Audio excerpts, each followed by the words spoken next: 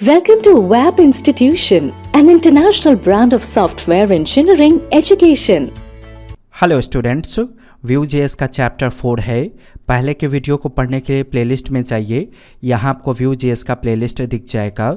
Channel subscribe अब तक आपने नहीं किया तो सब्सक्राइब करके बेल आइकन को हिट कीजिए ताकि अगले वीडियो का नोटिफिकेशन आपको मिल जाए। अगर आपने प्रीवियस वीडियो पढ़ा है तो ही ये वीडियो आपको समझ में आएगा। देखिए, Vue.js का CDN है, इसका मतलब Vue.js का इस्तेमाल आप यहाँ पे ईजिली कर सकते हो। Vue.js का इस्तेमाल करने के लिए स्क्रिप्ट टैग को शुरू करके ऐसे बंद करते हैं और फिर न्यू कीवर्ड के माध्यम से Vue इंस्टेंस को कॉल करते हैं ऐसे, ताकि आप Vue.js का इस्तेमाल कर सको। इस इंस्टेंस के अंदर कुछ प्रॉपर्टीज़ और वैल्यू को पास करते हैं जिसके माध्यम से Vue.js पे हम काम कर पाते हैं। सबसे पहले आपको डिसाइड करना होता है कि Vue का उपयोग कौन से एलिमेंट में आप करोगे। तो मुझे इस Vue का उपयोग यानी कि Vue.js की पूरी फंक्शनैलिटी इस div में उपयोग करना है, तो मैं इस div में कोई ID का वैल्यू सेट करूँगा। जैसे मैंने वेब पेज सेट कर दिया। अब इस Vue के अंदर EL के नाम का प्रॉपर्टी सेट करेंगे और यहाँ डिफाइन कर देंगे वेब पेज। इसका मतलब ये हो गया कि अब इस Vue.js में जो भी कोड करेंगे उसका उपयोग सिर्फ इसी div एलिमेंट पे कर पाएंगे, क्योंकि इस div एलिमेंट में जो ID वैल्यू है वही ID वैल्यू हमने Vue के EL वाले प्रॉपर्टी में सेट कर दिया। पिछले वीडियो में आपने फंक्शंस क्रिएट करना सीखा था। Vue.js में फंक्शंस को क्रिएट करने के लिए मेथड्स प्रॉपर्टी का इस्तेमाल करते हैं और इसके अंदर ही फंक्शंस के बारे में डिफाइन करते हैं। तो देखिए, ये पहला प्रॉपर्टी कॉमा से सेपरेट हुआ, ये दूसरा प्रॉपर्टी है तो इसे भी कॉमा से सेपरेट करेंगे और सभी फंक्शंस के बारे में यहाँ पे डिफाइन करेंगे।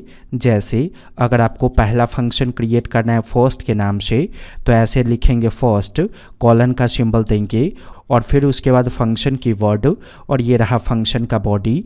एक से ज़्यादा फंक्शन बनाना है तो पहले फंक्शन के कर्ली ब्रैकेट को कॉमा से सेपरेट करेंगे और अगले फंक्शन का नाम ऐसे डिफाइन करेंगे और फिर इसके बाद ये रहा फंक्शन की वर्ड और ये रहा फंक्शन का बॉडी। याद रखिए, जब भी हम फंक्शन के कर्ली ब्रैकेट को बंद करेंगे मेथड्स प्रॉपर्टी के अंदर, तो उसके बाद हम कॉमा का सिंबल ज़रूर देंगे। ज़रा टेस्टिंग पर्पस के लिए यहाँ पे राइट कर दीजिए फर्स्ट और यहाँ पे राइट कर दीजिए अलॉट के माध्यम से सेकंड। तो यहाँ हमने फंक्शन की कोडिंग को किया, लेकिन जब तक आप फंक्शन कॉल नहीं करोगे तब तक फंक्शन के अंदर के कोड का रिजल्ट आपको नहीं दिखेगा। तो Vue के शब्दों में फंक्शन कॉल करने के लिए आप 2 बार कर्ली ब्रैकेट शुरू करके बंद करोगे और यहाँ पे इस तरह से फंक्शन के नाम को आप डिफाइन कर दोगे, ऑटोमेटिक आपका फंक्शन कॉल हो जाएगा। ज़रा टेस्टिंग कीजिए, मैंने इस तरह से रन किया, रिजल्ट आया। वैसे ही अगर हम सेकेंड फंक्शन को कॉल करेंगे तो सेकेंड फंक्शन में जो भी डेटा रिटर्न होगा वो रिजल्ट के रूप में आपको दिखेगा। ओके, अब सपोज़ कीजिए यहाँ पे मैं H1 एलिमेंट को शुरू करके ऐसे बंद करता हूँ और यहाँ पे मैं P एलिमेंट को शुरू करके ऐसे बंद करता हूँ। मुझे इस फंक्शन के माध्यम से कुछ लिखना है H1 में और इस फंक्शन के माध्यम से P में कुछ लिखना है, तो कैसे होगा? जैसे देखिए, ये जो H1 है इसके अंदर अगर आपको फर्स्ट फंक्शन के माध्यम से कुछ लिखना है तो आप फर्स्ट फंक्शन को ऐसे कॉल करोगे H1 के अंदर, और P में अगर सेकेंड फंक्शन के माध्यम से कुछ राइट करना है तो आप P के अंदर इस तरह से सेकेंड फंक्शन को कॉल करेंगे। लेकिन ऐसा करने से राइट नहीं होगा, क्योंकि फर्स्ट वाले फंक्शन के अंदर आपने अलॉट डिफाइन किया और सेकेंड फंक्शन के अंदर भी आपने अलॉट दिया।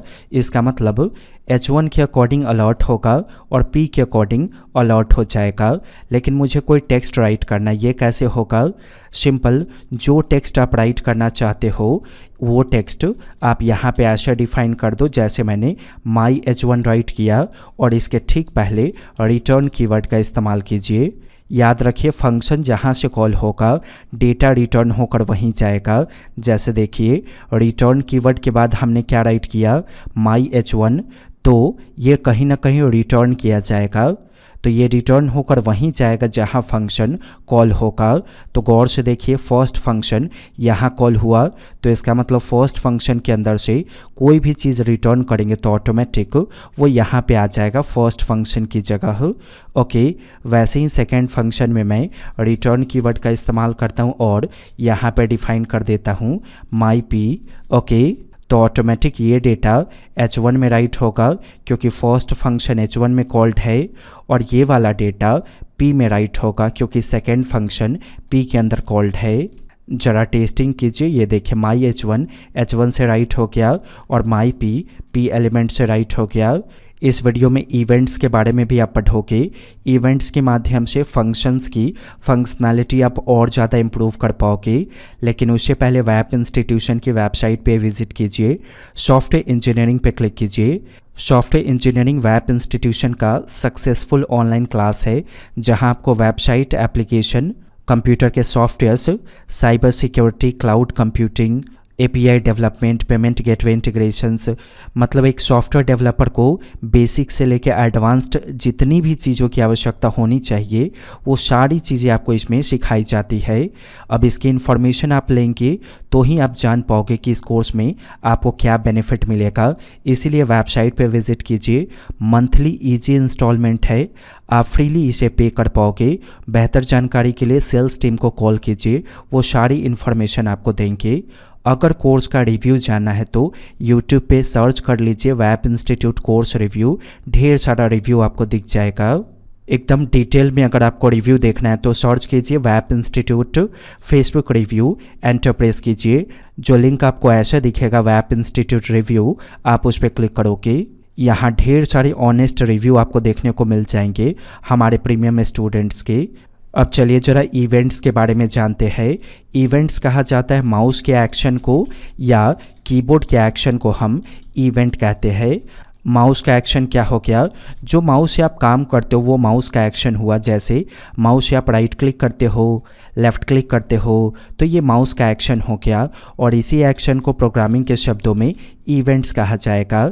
वैसे ही कीबोर्ड से आप क्या परफॉर्म करते हो एक्शन के रूप में, आप एंटर बटन प्रेस करते हो, टैब बटन प्रेस करते हो, स्पेस बटन प्रेस करते हो, एस्केप बटन प्रेस करते हो।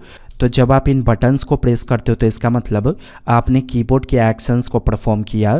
तो जब भी हम माउस या कीबोर्ड के एक्शंस को परफॉर्म करेंगे तो उस एक्शंस को कहा जाएगा इवेंट्स। ओके, Vue.js में इवेंट्स को या किसी भी प्रोग्रामिंग लैंग्वेज में इवेंट्स को हम इसलिए पढ़ते हैं ताकि पर्टिकुलर एक्शन पे किसी कोड को एग्जीक्यूट करवाया जा सके। जैसे गौर से देखें, यहाँ पे पेज लोड होते ही माई H1 आपको दिखा। मैं चाहता हूँ कि जब मैं किसी बटन पे क्लिक करूँ तो माई H1 दिखे। तो यहाँ एक्शन परफॉर्म करना होगा। क्या एक्शन हुआ, बटन पे क्लिक करना होगा, ये एक्शन हो गया। तो इस एक्शन को हम डिफाइन करने के लिए इवेंट्स को पढ़ेंगे। वैसे ही आप चाहते हो एंटर प्रेस करने के बाद कोई काम हो तो ये एंटर प्रेस करना ये एक्शन हो गया। तो इस एक्शन के लिए भी आपको प्रोग्रामिंग लैंग्वेज इवेंट प्रोवाइड करता है। ओके, तो मुझे लगता है इवेंट आप समझ चुके होंगे। एक पर्टिकुलर एग्जाम्पल देख लीजिए इवेंट का।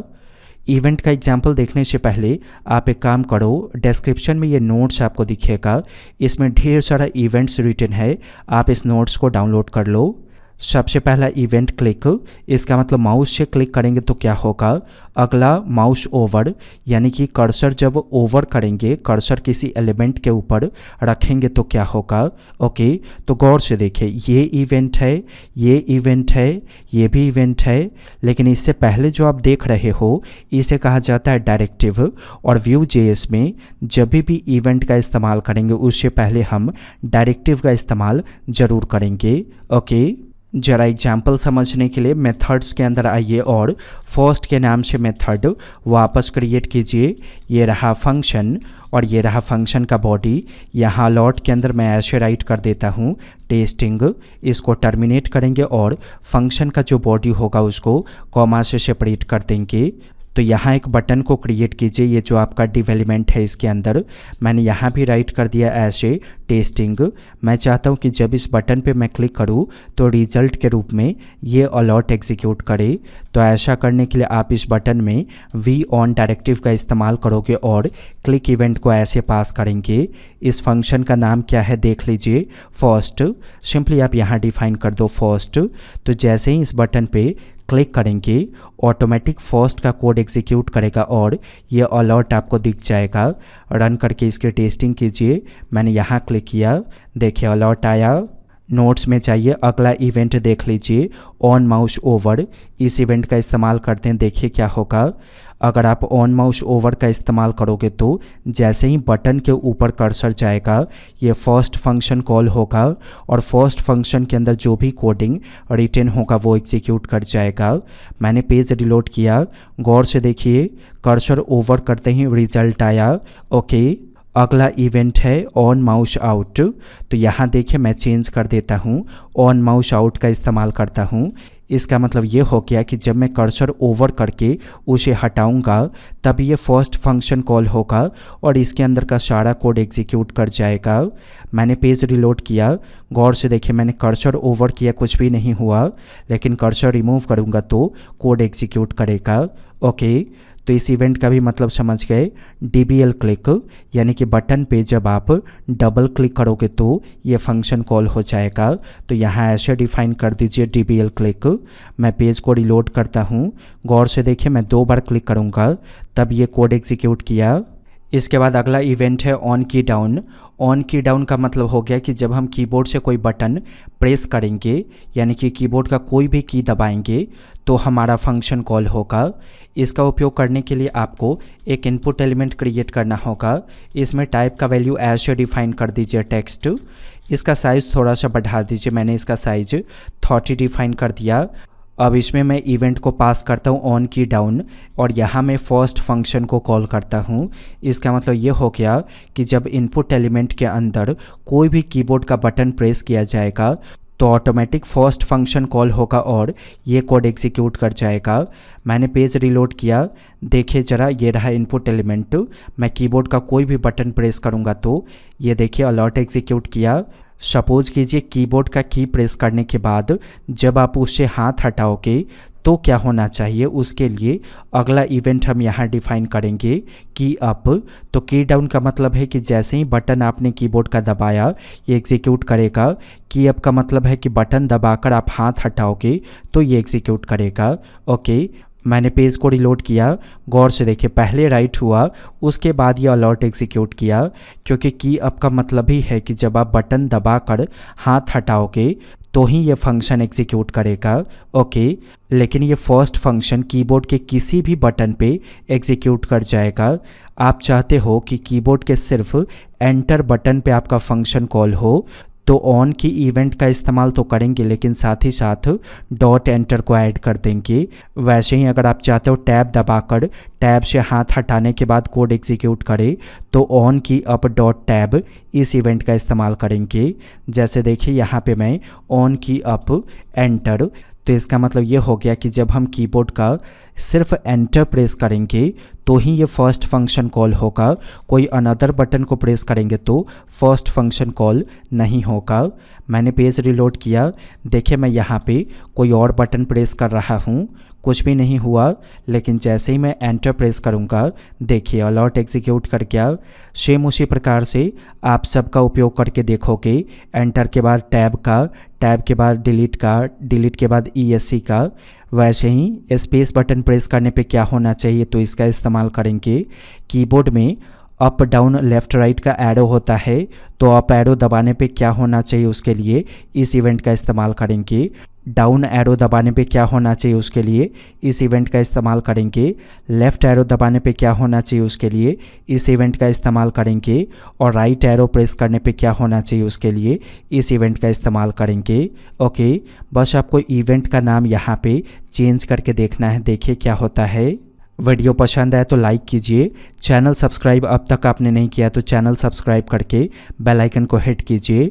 वैप इंस्टीट्यूट की वीडियो को देखने के लिए और वैप इंस्टीट्यूट की वेबसाइट पर विजिट करने के लिए आपका बहुत बहुत धन्यवाद।